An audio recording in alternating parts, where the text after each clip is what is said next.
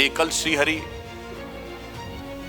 का जो अभियान है, ये ऐसे सभी प्रकार के भेदभावों से आगे उठकर समर्पण भाव से कैसे राष्ट्र और समाज के लिए कार्य किया जा सकता है, यह उसको प्रेरित करता है। हमारे यहाँ वो राजा बड़ा नहीं जिसने बड़ा बड़ा इलाका जीता, हजारों लोगों को मार दिया। अलेक्जेंडर हो या चंगेज खान, हमारे यहाँ उसके नाम का एक ग्रेट नहीं लगाया जाता था। हमारे यहाँ वो राजा बड़ा जिसने बड़े से बड़ा त्याग किया और जरूरत पड़ने पे अपने जीवन, अपने प्राणों की भी बाजी लगा दी, जैसे राजा राम या राजा हरिश्चंद्र। विजय केवल लोहे की नहीं, धर्म की रही धरा पर धूम, भिक्षु होकर रहते सम्राट, दया दिखलाते घर घर को। हमारे यहाँ भगवान तभी भगवान बनते हैं जब कम से कम वन में जाकर एक निश्चित समयावधि अवश्य व्यतीत कर ली हो, क्योंकि भगवान राम मर्यादा पुरुषोत्तम भगवान राम हैं। वो भगवान राजा राम होकर नहीं बनते हैं, जब वो वनवासी राम होकर आते हैं तब वो धर्म के प्रतीक बनकर उभरते हैं। तो जो राम के काल में हुआ था कि सबको साथ में लेकर, समाज के हर वर्ग को साथ में लेकर धर्म की स्थापना हुई थी, आज राम मंदिर के काल में भी वही हो रहा है। समाज के हर व्यक्ति, हर वर्ग को स्थान, हर वर्ग को सम्मान देकर तब धर्म का वो अभियान आगे उठता हुआ दिख रहा है। अगर संस्कार विकार में बदल जाते हैं तो हमारे ही साथ हमारा ही एक हिस्सा जो अलग हुआ था, आज उस देश में हमारे यहाँ इतने बड़े बड़े सीईओ हैं, वहाँ किसके चीफ हैं? जैश ए मोहम्मद का चीफ है, लश्कर ए तैयबा का चीफ है, अल-कायदा का चीफ है, और बड़े से बड़े आतंकवादी हमारे साथ के पाकिस्तान में हैं, जबकि हम दोनों एक ही हैं, दोनों का डीएनए एक है। संस्कार बदल गया है तो वहां विकार आ गया है, यहां परिष्कार आ गया है, इसलिए यहां उत्थान दिख रहा है, वहां पतन दिख रहा है। आपको पता है ओसामा बिन लादेन इतना पैसे वाला था कि भारत के बहुत बड़े बड़े कारपोरेट से ज्यादा पैसा उसके पास था। तो पैसा आकर भी व्यक्ति आतंकवादी बन सकता है। इसलिए सिर्फ पैसा खुशी की गारंटी नहीं है। आप कहेंगे बुद्धिमान होना, तो बुद्धिमान होने के बाद अफजल गुरु बन सकता है। बहुत बड़ा चार्टर्ड अकाउंटेंट हो गया तो याकूब मेनन बन सकता है। अगर वो सॉफ्टवेयर का जानकार हो गया तो बुरहान वानी बन सकता है। एरोनॉटिकल इंजीनियरिंग का जानकार हो गया तो क्या बन सकता है? 9/11 करने वाला खालिद शेख या मोहम्मद अट्टा। इसका अर्थ क्या हुआ? विद्या से ज्यादा इंपॉर्टेंट यह है कि विद्या के साथ संस्कार क्या दिए जा रहे हैं। आप सोचिए, दुनिया नए युग में प्रवेश कर रही है और भारत के तमाम लोग अपनी मेधा, प्रतिभा और क्षमता के आधार के ऊपर उन स्थानों पर हैं जो नए युग में प्रवेश करने वाले विश्व का नेतृत्व कर रहे हैं। जब विवादित ढांचा था तो हमारा फॉरेन एक्सचेंज रिजर्व $1 बिलियन से कम था। सोना गिरवी रखा जा चुका था, महंगाई प्रचंड थी, अर्थव्यवस्था ध्वस्त होने की तरफ आ रही थी। मगर उसके बाद पुराना नेहरूवियन ढांचा भी टूटा और विवादित ढांचा भी टूटा, और उसके बाद बदलाव का वो दौर आया कि जब अटल जी के नेतृत्व में हमारी सरकार आई आंशिक सत्ता के साथ, तो फॉरेन एक्सचेंज रिजर्व 2004 में 100 बिलियन पहुंचा अटल जी के दौर में। कि स्वप्न देखा था कभी वो आज हर धड़कन में है, एक नया भारत बनाने का इरादा मन में है, और बढ़ रहे हैं हम प्रगति की ओर जिस रफ्तार से, कर रहा है विश्व भी हमको नमन उस पार से। मंच पर विराजमान इस कार्यक्रम के विशिष्ट अतिथि आदरणीय संजय सिंघल जी, जो हमारे पुराने मित्र भी हैं, आदरणीय सत्यनारायण गुप्ता जी, आदरणीय लक्ष्मी नारायण गोयल जी, आदरणीय विनीत कुमार गुप्ता जी, आदरणीय घनश्याम गोयल जी, आदरणीय राजेश गोयल जी, और अभी जिनका हम लोगों ने बड़ा उपयुक्त और समीचीन उद्बोधन सुना, आदरणीय माधवेंद्र जी, डॉक्टर ललन कुमार शर्मा जी,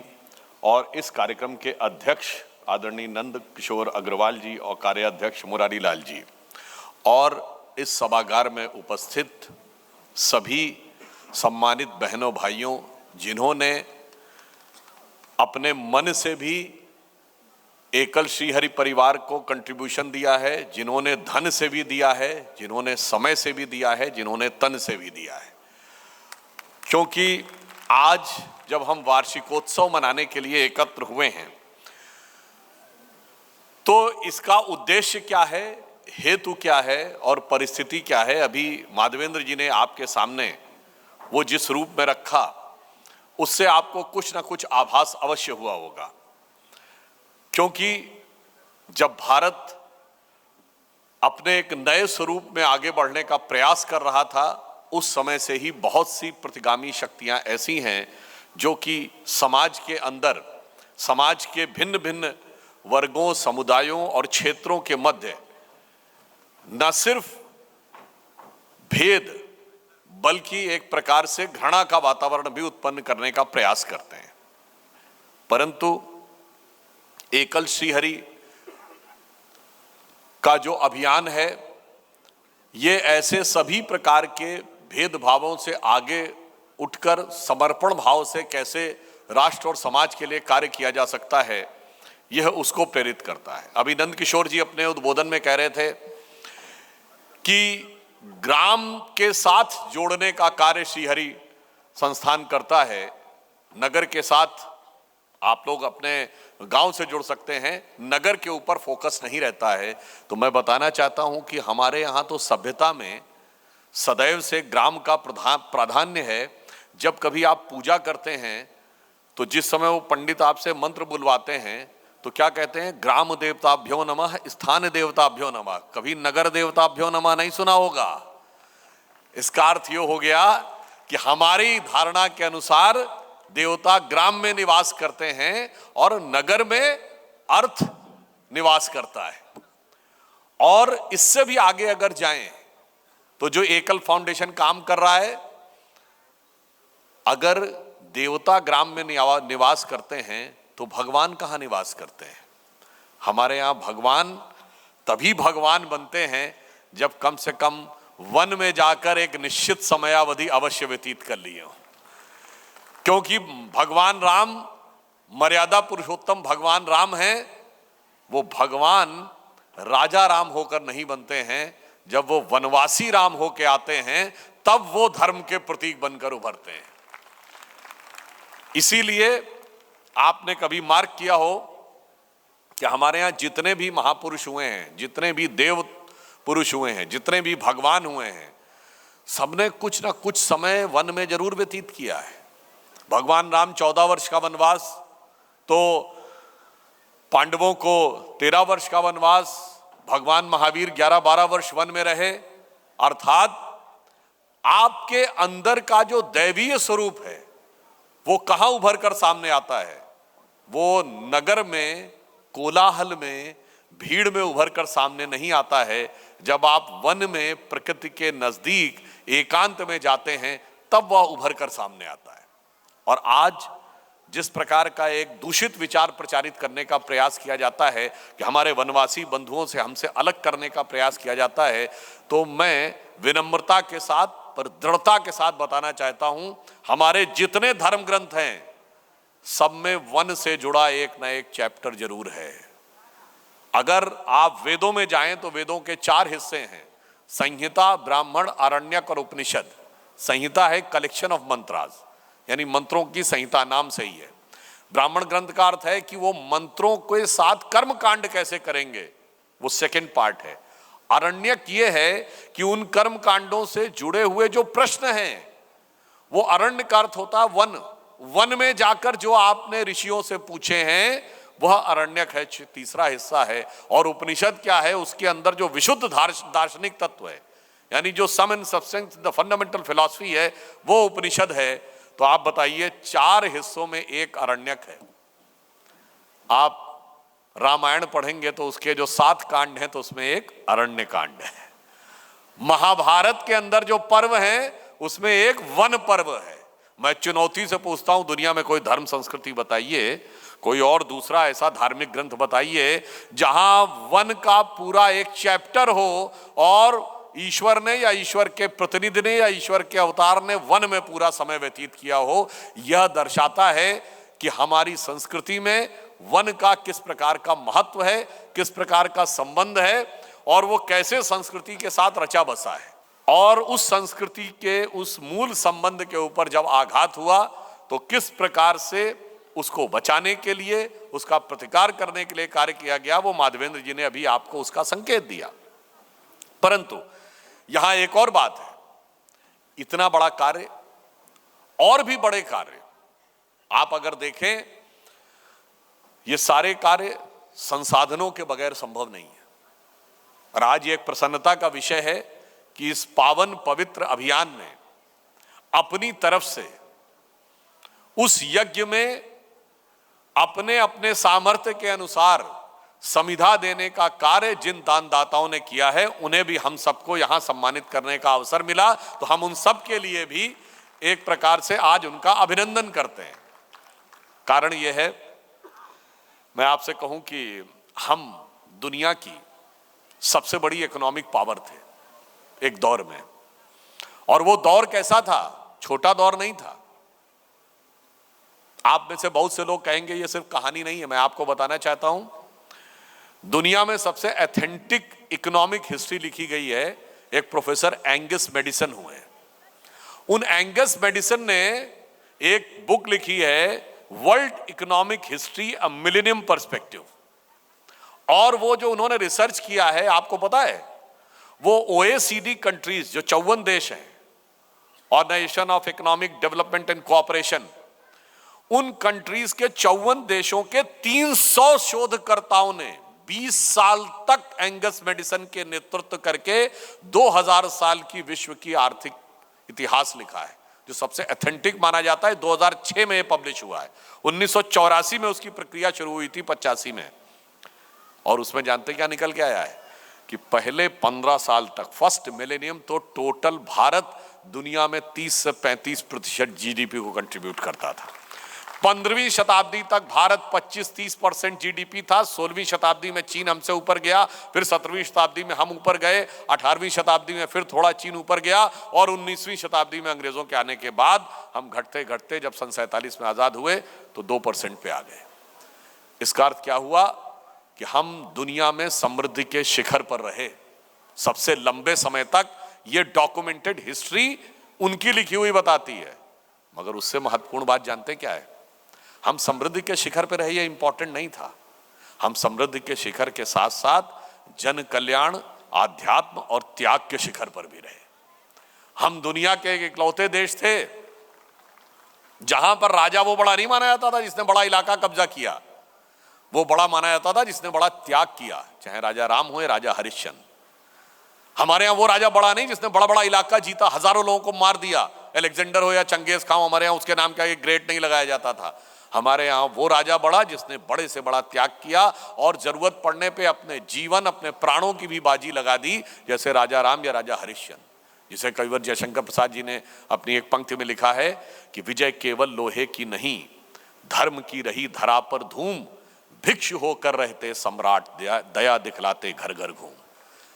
दुनिया में बाकी कहीं ऐसी ललक और हविश रहती थी सत्ता की कि कोई कुर्सी पे बैठ जाता था तो तब तक गद्दी पे बैठा रहता था राजा, जब तक मर ना जाए या मार ना दिया जाए। सिर्फ हमारे यहां ब्रह्मचर्य, गृहस्थ, वानप्रस्थ और सन्यास का प्रावधान था, और स्वेच्छा से अपना राज त्याग कर और फिर धर्म के क्षेत्र में प्रवृत्त हो जाया करता था। उसी प्रकार जिन लोगों के हाथ में धन और अर्थ की शक्ति थी, उन्होंने समाज के लिए जो योगदान दिया, समाज उससे चलता था। मैं पूछना चाहता हूं कि सरकार तो 75-77 साल पहले आई, इससे पहले पाठशाला कौन बनवाता था? धर्मशाला कौन बनवाता था? पौशाला कौन बनवाता था? मंदिरों में भंडारे कौन चलवाता था? शिक्षा की व्यवस्था कौन करता था? उपवन कौन बनवाता था? वही जिनके पास आर्थिक सामर्थ्य थी, यानी जिन्हें हम धनी मानी लोग कहते थे। और आपको शायद पता हो, ये सेठ शब्द जो है ना, ये संस्कृत के श्रेष्ठ से निकला है। जो जितना अधिक दान करता था वो उतना श्रेष्ठ माना जाता था, इसीलिए श्रेष्ठी शब्द से ही अपभ्रंश होकर सेठ शब्द की उत्पत्ति हुई है। और इसीलिए आप देखिए, सिर्फ हम ही एक देश ऐसे हैं जहां आपको 5-5, 6-6, 7-7 पीढ़ी से संपन्न समृद्ध परिवार मिलेंगे, विदेश में नहीं मिलेंगे। कारण जानते क्या है? इसको कोई माने या ना माने, धन जब आपके पास आता है ना, तो धन बहुत सारी विकार और विकृतियां भी लेके आता है। और उन विकार और विकृतियों से आप तभी बचे रह सकते हैं जब उसका परिमार्जन आप धार्मिक और समाज के कार्य में देकर करते रहें, तो वो विकार नहीं आने पाते हैं। क्यों? हमारे धर्मशास्त्रों में कहा गया है, विद्या ददाति विनयम, विनयम ददाति पात्रताम, पात्रताम धनम प्राप्नोति, और धनात धर्मः तथा सुखम। धन जो धर्म के मार्ग से व्यय होता है वो सुख का कारण बनता है। और अगर धन का मार्ग नहीं है, जैसे विदेश में क्या होता है, जो भी माधवेन जी कह रहे थे, पैसा आ गया क्या करेंगे, खाएंगे पिएंगे मौज करेंगे, और क्या, जब मौज करेंगे तो एक कहावत होती थी हम लोग यहाँ कि एक पुश्त कमाती है, दूसरी बढ़ाती है और तीसरी उड़ाती है। तो एक कहावत होती थी, बाप कमाए चाहे दादे, और आगे आप समझ सकते हैं कहा जाता था तीसरी पुश्त क्या हो जाती है। तो वहां पर इसलिए चूंकि संस्कार नहीं होता है, धन को सही दिशा में प्रयोग करने का उद्देश्य नहीं होता है, इस कारण से यह समस्या आती थी। और बहुत अच्छी बात यह है कि श्री हरि फाउंडेशन ने बच्चों को ट्राइबल क्षेत्र में संस्कार देने का बीड़ा उठाया है, और संस्कार में जो धन प्रयोग हो रहा है वो संस्कारित भाव से दानदाताओं के द्वारा दिया गया धन प्रयोग हो रहा है, तो निश्चित रूप से वो एक सकारात्मक चीज करेगा।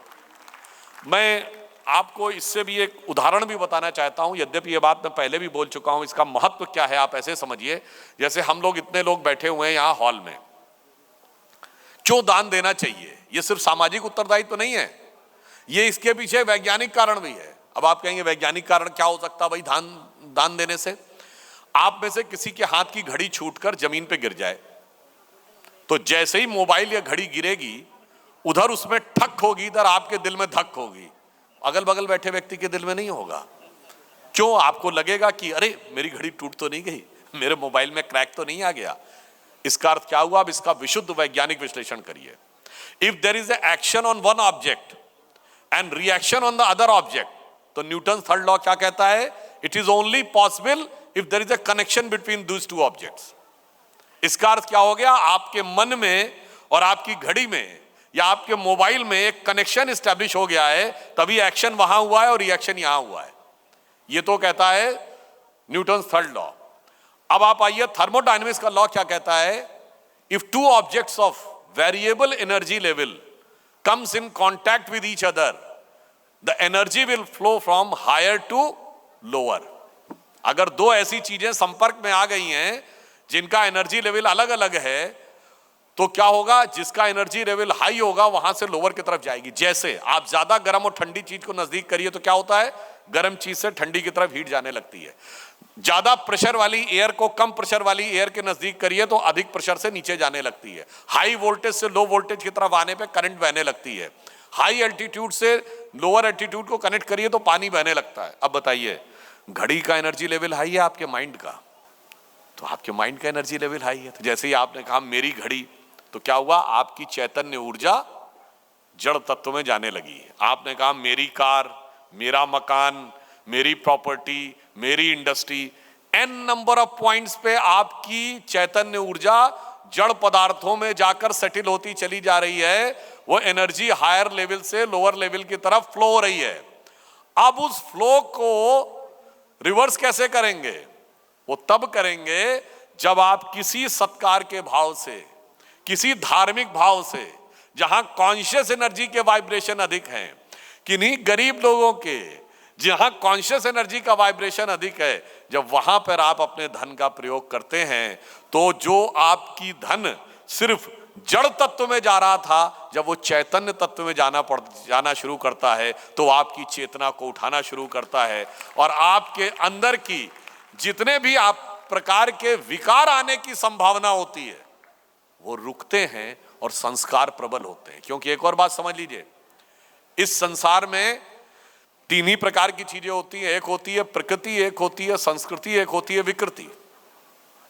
जैसे पानी को कहीं पे रख दीजिए तो पानी नीचे की तरफ गिरेगा, ये उसकी प्रकृति है।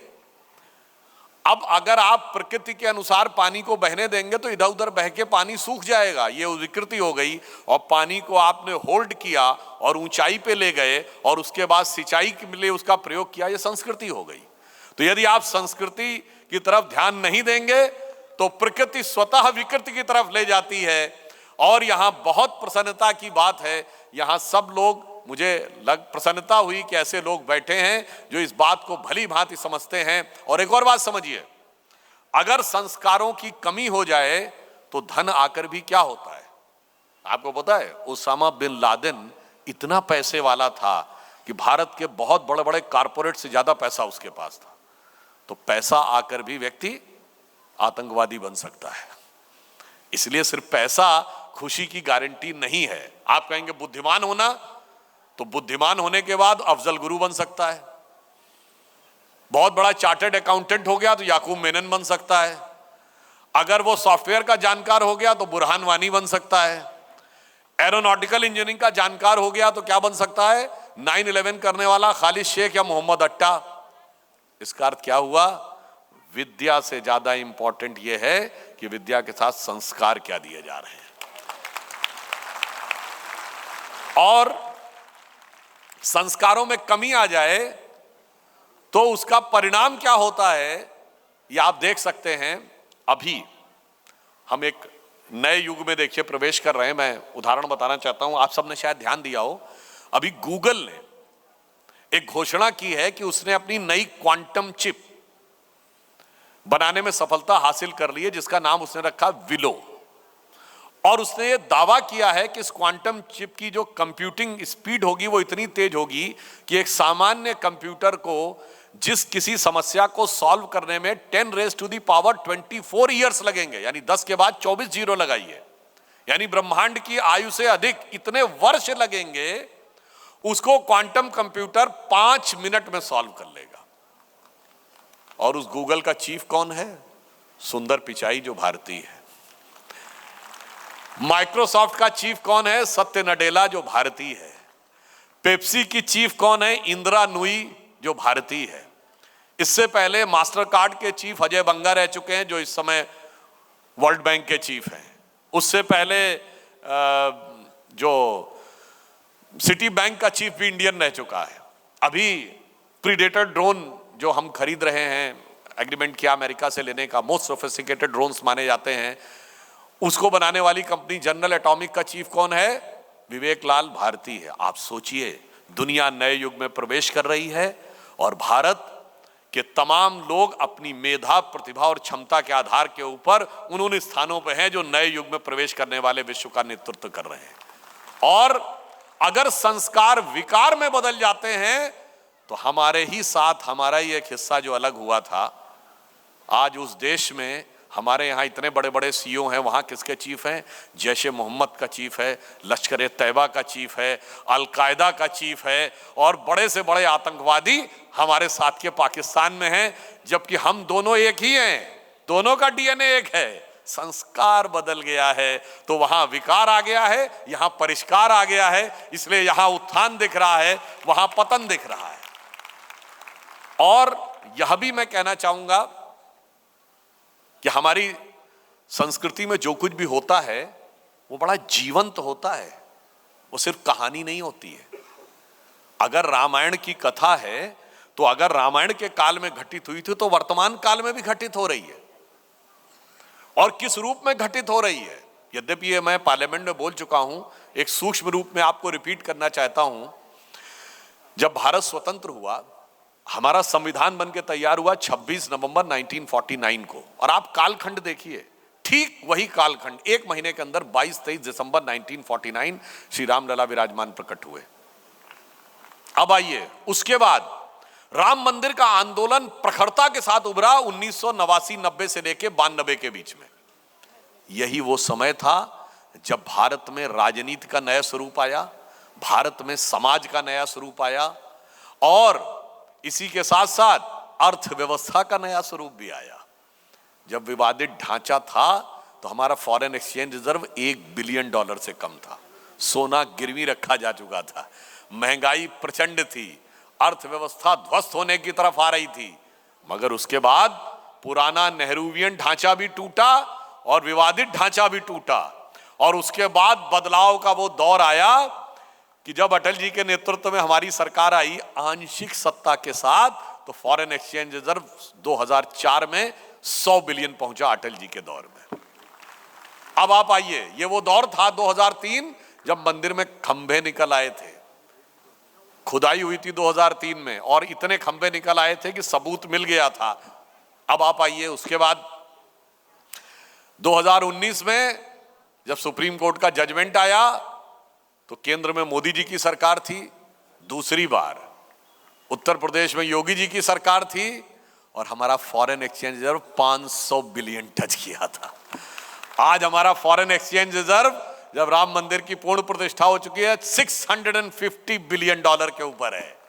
आप सोचिए, जब राम मंदिर नहीं था तो हमारे देश के लिए क्या कहा जाता था। वो पुराना गाना आपको याद हो ना, पूरब पश्चिम फिल्म का गाना है ना, जिसमें प्राण कहता है मनोज कुमार से, क्या देता है तुम्हारा देश, 2 रोटी देता है तो 1 रोटी कर्जे की खाता है। India's contribution to the world is 0, 0 and 0। इसके बाद वो गाना शुरू होता है, जब 0 दिया मेरे भारत ने। ये 1970 की बात है। आज इंटरनेशनल मॉनेटरी फंड की चीफ क्रिस्टीना जॉर्जिएवा कहती है, India's contribution in global GDP is going to be maximum, it is going to be 15% and India is going to be the growth engine of the world. ये बदलाव आया है। और समाज के साथ क्या बदलाव आया, आप ये भी देखिए। भगवान राम जब जन्म लिए थे और रावण को का वध करने के लिए उनका जन्म हुआ था, तो रावण के वध मात्र से धर्म की स्थापना हो जानी थी, तो बहुत आसान काम था। राजा राम के रूप में जाते, अयोध्या की सेना लेकर रावण को मार देते, पर क्या उससे धर्म की स्थापना हो जाती? नहीं हो सकती थी, क्योंकि आम जनता में तो विश्वास ही नहीं आता। वो सोचते रहे आप राजा थे, आपके पास इतनी शक्ति थी, इतनी सेना थी, आप लड़ लिए, मैं जन सामान्य, मेरे पास क्या सामर्थ्य लड़ने की। इसलिए पहले राजा राम वनवासी राम बनते हैं, निषाद राज का सम्मान, माता शबरी का सम्मान, फिर वानर, रीछ, भालू, यानी जो समाज में सबसे पिछड़ी सीढ़ी पर खड़े हुए लोग, जो वनवासी, गिरवासी, सबको संगठित किया। और उसके उपरांत तब जाकर उस समय की विश्व की सबसे बड़ी शक्ति रावण को जब समाप्त किया, तब धर्म की स्थापना होती है। इसलिए, और याद करिए, राम के राज्याभिषेक से पहले निषाद राज का राज्याभिषेक और सुग्रीव का राज्याभिषेक हुआ था, उसके बाद भगवान राम का राज्याभिषेक हुआ था।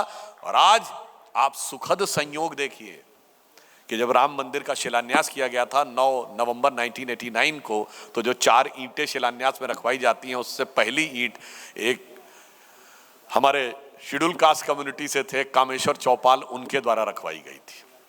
अब आप देखिए वक्त का बदलाव। राम मंदिर का जजमेंट जिस दिन आया 2019, उस समय हमारे राष्ट्रपति कौन थे? श्री रामनाथ कोविंद, जो एससी कम्युनिटी से आते थे। जब उद्घाटन हुआ तो हमारी राष्ट्रपति कौन? श्रीमती द्रौपदी मुर्मू, जो एसटी कम्युनिटी से आती हैं। और प्राण प्रतिष्ठा के रूप में प्रधानमंत्री कौन? नरेंद्र मोदी जी, जो ओबीसी समुदाय से आते हैं। तो जो राम के काल में हुआ था कि सबको साथ में लेकर, समाज के हर वर्ग को साथ में लेकर धर्म की स्थापना हुई थी, आज राम मंदिर के काल में भी वही हो रहा है। समाज के हर व्यक्ति, हर वर्ग को स्थान, हर वर्ग को सम्मान देकर तब धर्म का वह अभियान आगे उठता हुआ दिख रहा है। इसलिए जो लोग ये कहते थे ना कि साहब, ये लोग कहते हैं रामलला हम आएंगे, मंदिर वहीं बनाएंगे, तारीख नहीं बताएंगे। अरे उन्हें पता नहीं था वो तारीख थी क्या। तारीख सिर्फ ऐसे थोड़ी थी, वो तारीख कितना बड़ा परिवर्तन लेके आने वाली थी। क्या परिवर्तन लेके आने थी? उससे पहले 4 करोड़ लोगों को घर मिला, गरीब लोगों को प्रधानमंत्री आवास। उससे पहले 74 नए एयरपोर्ट बने, 27 एम्स बने, भारत दुनिया की 5वीं बड़ी आर्थिक महाशक्ति बना, 4था बड़ा स्टॉक एक्सचेंज बना, तीसरे बड़ा ऑटोमोबाइल का मैन्युफैक्चरर बना, दूसरा बड़ा मोबाइल हैंडसेट का मैन्युफैक्चरर बना। और जिस भारत के बारे में कहा जाता था ये लोग तो कम पढ़े लिखे हैं, ये कैसे नई टेक्नोलॉजी को अडॉप्ट करेंगे, डिजिटल टेक्नोलॉजी में ट्रांजैक्शन करने वाला नंबर 1 का देश बना और चांद के अछूते कोने को छूने वाला भी देश बना। और जब भगवान आते हैं तो अपने साथ नाम भी बदलते हैं। तारीख को इंतजार था कि जब राम मंदिर स्थापित होगा तो नाम फैजाबाद नहीं अयोध्या होगा। और सिर्फ इतना ही नहीं, तब नाम इलाहाबाद नहीं प्रयागराज होगा, और तब नाम औरंगाबाद नहीं संभाजी नगर होगा। तो शायद लोग समझ नहीं पाते हैं कि काल चक्र की गति कैसी चल रही है।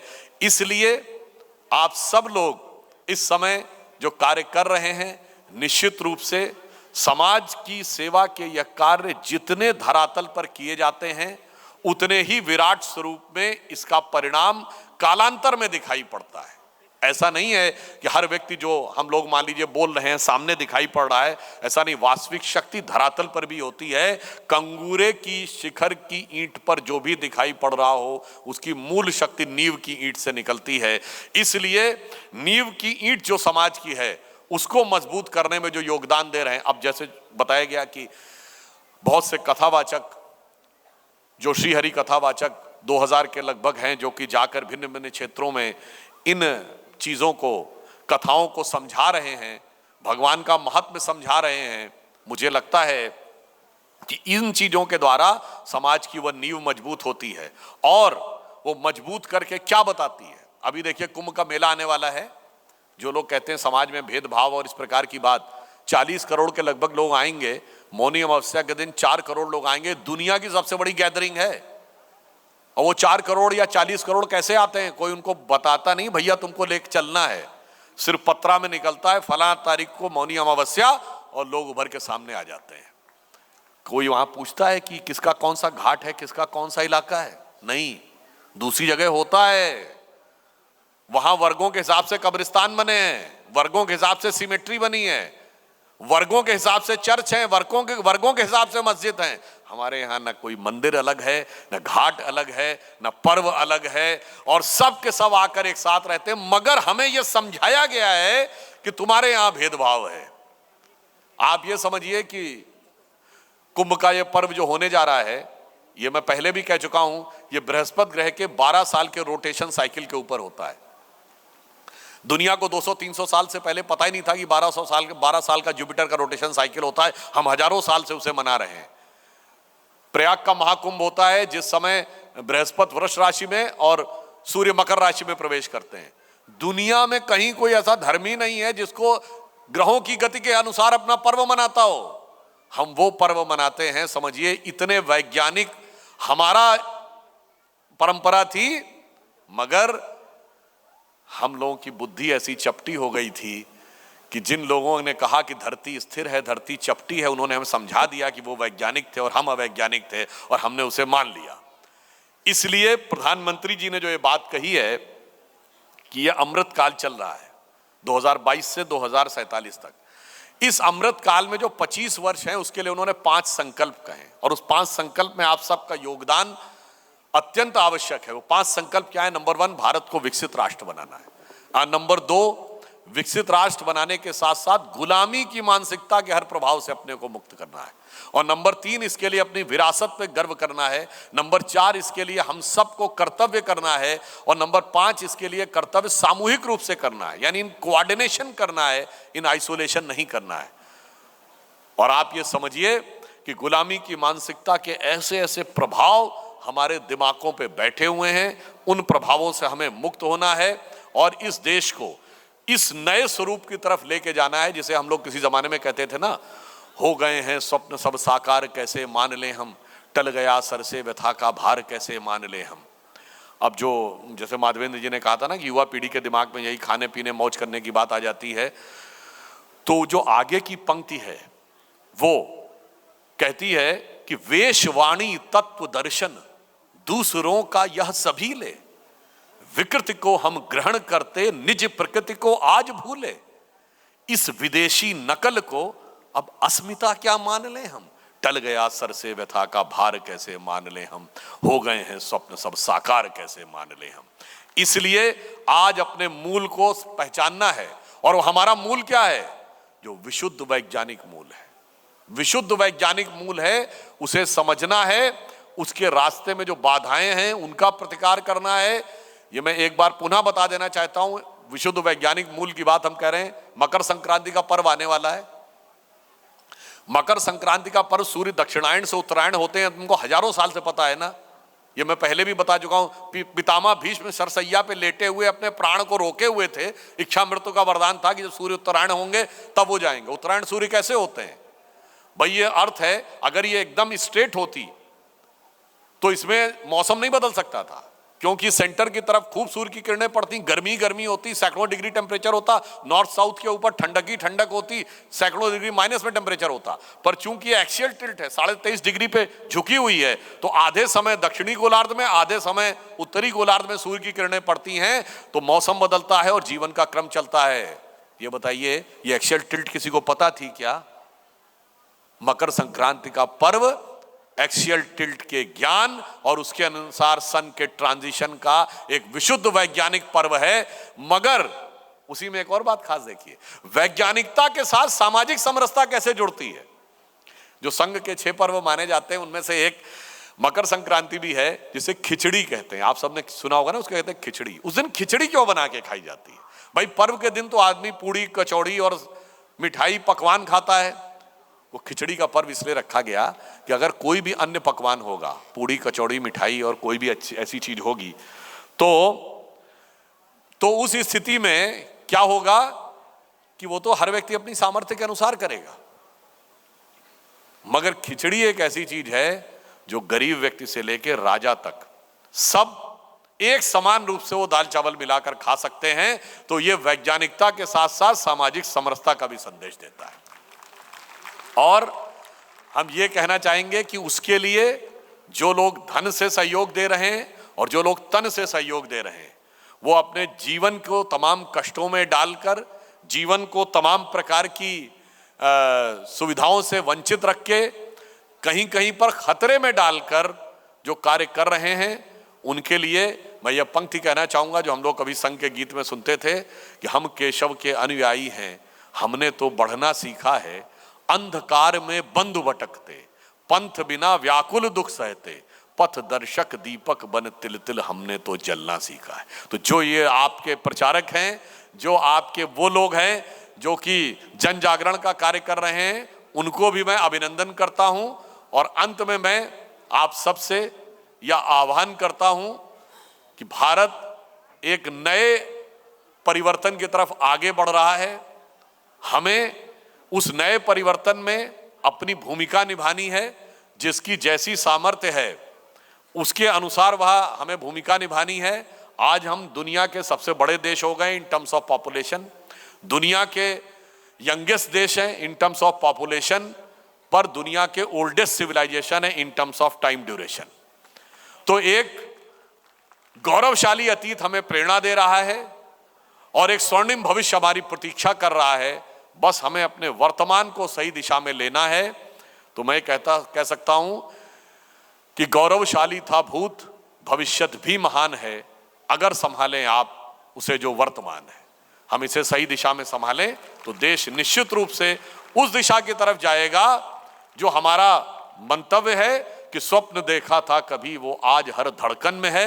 एक नया भारत बनाने का इरादा मन में है और बढ़ रहे हैं हम प्रगति की ओर जिस रफ्तार से, कर रहा है विश्व भी हमको नमन उस पार से। धन्यवाद।